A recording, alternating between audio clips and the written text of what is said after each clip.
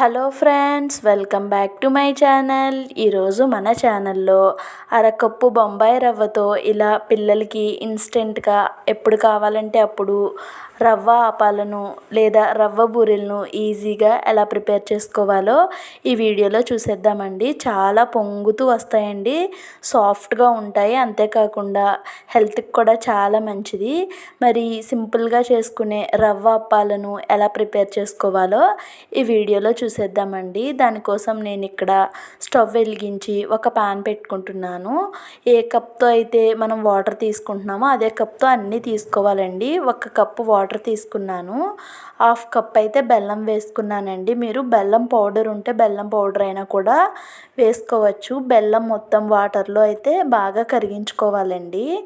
చూడండి, ఎక్కడ చిన్న చిన్న ముక్కలు కూడా లేకుండా బెల్లం అనేది పూర్తిగా కరిగించుకోవాలి. ఇప్పుడు దాంట్లోకి కొంచెం సాల్టు అండ్ అలానే కొంచెం యాలకుల పొడి వేసుకున్నానండి. వేసుకొని బాగా కలుపుకుంటున్నాను. యాలకుల పొడి వేసుకోవడం వల్ల ఫ్లేవర్ అనేది చాలా బాగుంటుందండి. పూర్తిగా బెల్లం అనేది కరిగిన తర్వాత ఒక మరుగు వచ్చే వరకు మరిగించుకోవాలండి. చూడండి, ఇలా మరుగుతూ ఉన్నప్పుడు మనం 1/2 కప్ అయితే ఉప్మా రవ్వను వేసుకోవాలండి.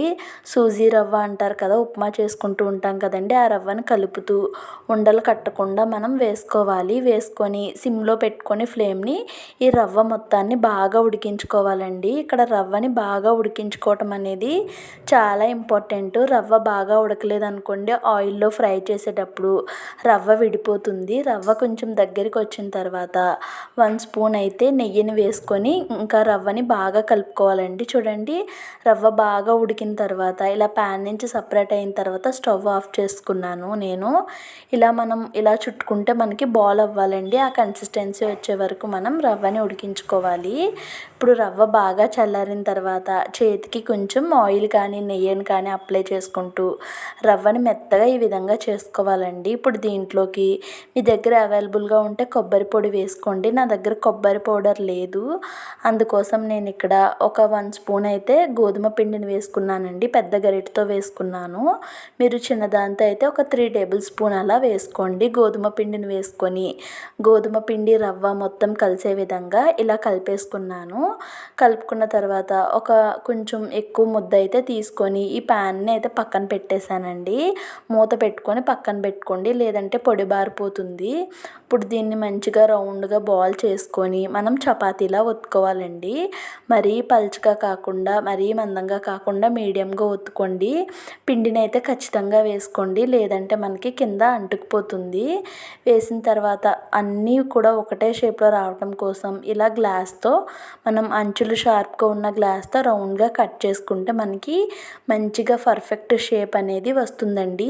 మీరు ఈ ప్రాసెస్ మాకు ఇబ్బందిగా ఉంది అనుకుంటే ఏదైనా కవర్ పైన కానీ లేదంటే మందార ఆకు పైన కానీ మనం గారెలు ఎలా అయితే ఒత్తుకుంటామో అలా కూడా ఒత్తేసుకోవచ్చండి. నాకు ఈ ప్రాసెస్ సింపుల్గా అనిపించింది, అందుకు నేను ఈ ప్రాసెస్లో చేసుకుంటున్నాను.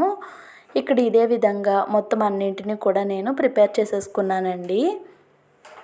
గ్లాస్తో అయితే ఈ విధంగా తీసేసుకొని మొత్తం అన్ని ఎక్స్ట్రా పిండిని కూడా పక్కన పెట్టేసుకున్నాను. చూడండి, మొత్తం అన్నీ ప్రిపేర్ చేసుకున్నాను.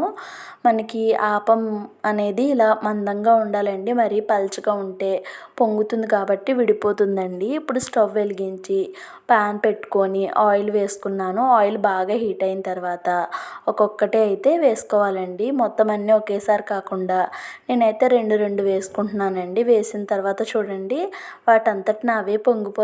మనం ఆయిల్ కూడా పూరి మీద వేసినట్టు వేయాల్సిన పని అయితే ఏమి ఉండదండి. చూడండి, మంచిగా పొంగిపోతూ వస్తున్నాయి కదా.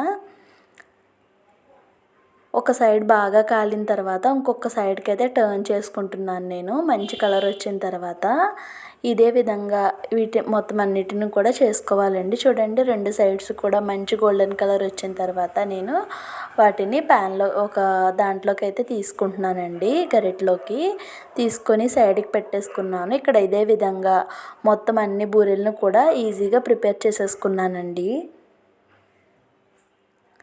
చూస్తున్నారు కదా, చాలా సింపుల్గా రవ్వ ఆపాలు లేదా రవ్వ బూరెలను ఇలా బెల్లంతో అరకప్పు బొంబాయి రవ్వతో చేశారంటే పిల్లలు చాలా ఇష్టంగా తింటారండి. ప్రాసెస్ కూడా చాలా సింపుల్.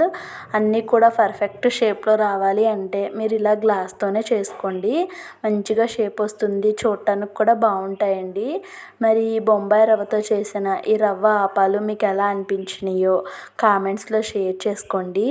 ఈ వీడియో కనుక మీకు బాగున్నట్టు అనిపిస్తే మీ ఫ్రెండ్స్ అండ్ ఫ్యామిలీస్కి షేర్ చేయండి. ఫస్ట్ టైం మన ఛానల్ని వాచ్ చేస్తున్న వాళ్ళు ప్లీజ్ ఛానల్ని సబ్స్క్రైబ్ చేసుకోండి. అండ్ అలానే వీడియోకి అయితే ఒక చిన్న లైక్ ఇచ్చి మీ ఒపీనియన్ని కామెంట్స్లో షేర్ చేసుకోండి. Thank you so much for watching my channel. Bye friends, thanks for watching my channel.